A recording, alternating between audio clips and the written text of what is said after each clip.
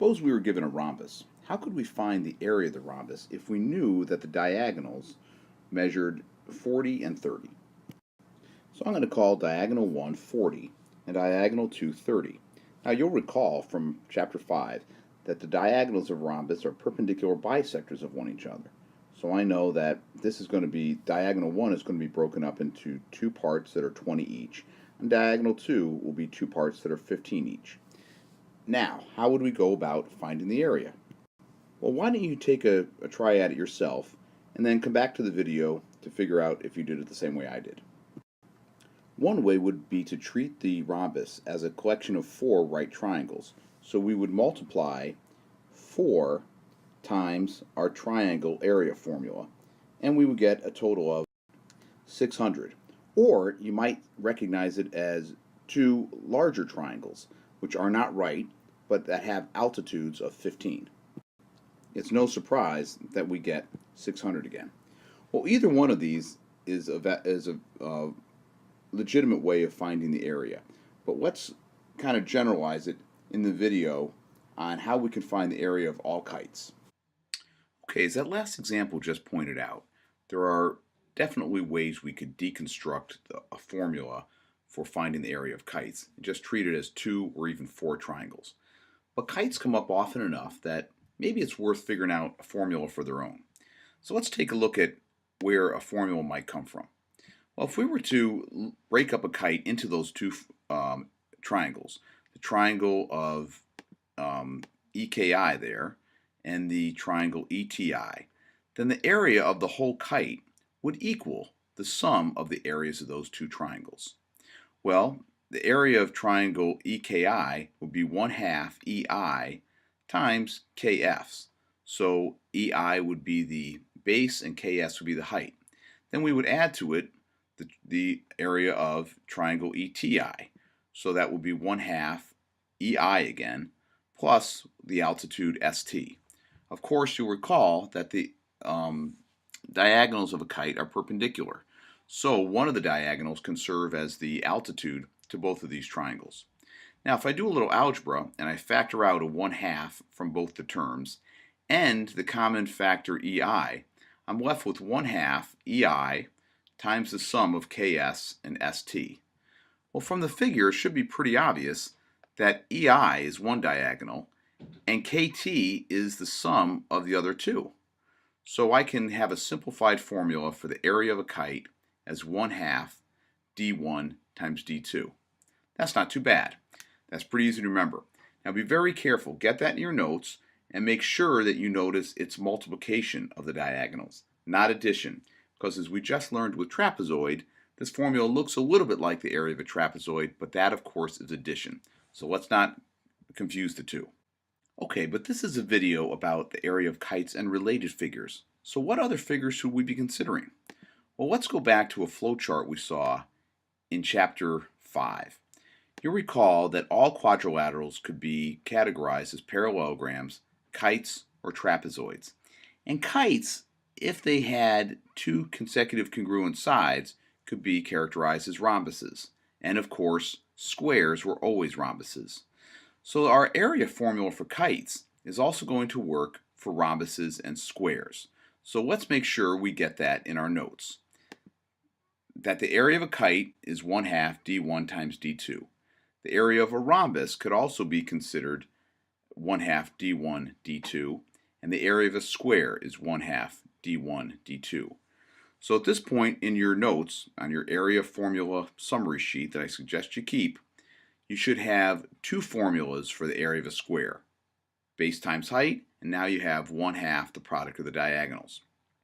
Since a rhombus is also a parallelogram, we could use the parallelogram formula for area for a rhombus also. So that could be base times height, or just 1/2 the product of the diagonals. It all depends on the information you're given. Okay, Ramblers, please be keeping your notes up to date. Thanks for watching, and I hope this helped. Okay, so in this video, we saw a formula which applied to kites and to two figures that are closely related to kites, rhombuses and squares. So we saw that the area of a kite can be expressed as diagonal 1 times diagonal 2 over 2 And that same formula can be applied to the area of a rhombus, d1, d2 over 2, and a square, d1, d2 over 2. Now let's take a look at our summary sheet for all of the formulas and see how this thing's filling up.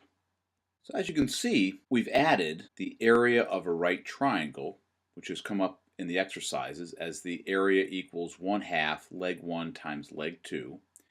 We've also added a formula that came up in the exercises, the area of a regular triangle. You could also express that as equilateral or equiangular. And that is area equals s squared root 3 over 4. But then in today's video, we covered the area of a kite, which of course, as I just said, is area equals d1 times d2 over 2. The area of a rhombus is that same formula.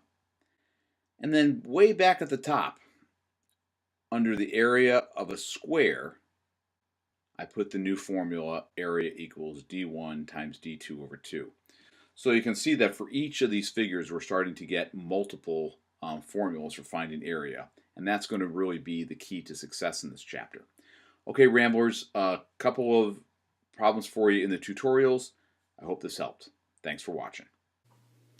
Okay, number 4 on page 529 is an example of finding the area of a kite using the new formulas.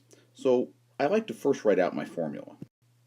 You'll recall that the area of a kite is 1/2 the product of the diagonals. Well, you also recall that the diagonals of a kite meet at right angles, and that the shorter diagonal is bisected by the larger diagonal. So I can see that if 1/2 of the diagonal is 8, then this lower part of the diagonal is also going to be 8. So my diagonal 1 is 16 units long. In order to find diagonal 2, I'm going to have to solve these right triangles. So the triangle on the left is clearly, knowing my triples, going to be a 6, 8, 10 triangle, and the triangle on the right is going to be an 8, 15, 17. So adding 6 and 15, I see that my second diagonal is 21. Then I just multiply to get the area of the kite. That product, of course, is 168. Okay, let's take a look at number 5 also, because it's just a good example of how these two, or how more than one formula can apply to the same type of a figure. Okay, if you look at part A, you can see that we're trying to find the area of this rhombus, which we can use the area of a kite formula for, because a rhombus is a kite. Since I know that one of the diagonals is 14, I can find the other diagonal by recognizing that when the 14 is bisected, I get a right triangle that has 7 as one leg, 25 as the hypotenuse, so the other leg must be 24, which makes the entire diagonal 48. So when I multiply these two out, I get 336.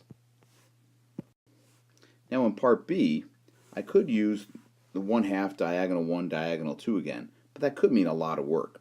For here, it's much easier to just use base times height, because after all, a rhombus is a parallelogram. So I'm going to use 25 as my base, and my height is 20. So 25 times 20 equals 500. Okay, so it's really important that you know both formulas for for rhombuses and for squares, again, based upon the given information. All right, let's take a look at one more problem. That's number 7. That usually gives students trouble in this section. All right, number 7, they give us one diagonal, it's 13. So I'm going to use the 1/2 d1 times d2 formula, and I'll plug in 13 for diagonal 1. But I need to find diagonal 2. Okay, recalling that we have a right angle where the diagonals meet, if I look at just the upper half of the kite, and this is a right triangle, because although not all kites meet at right angles, the two sides do in this one, and so I can use the altitude to the hypotenuse theorems. So I'm going to say that h is going to be the upper half of this diagonal, and so h squared equals 4 times 9. Solving for h, I see that h equals 6.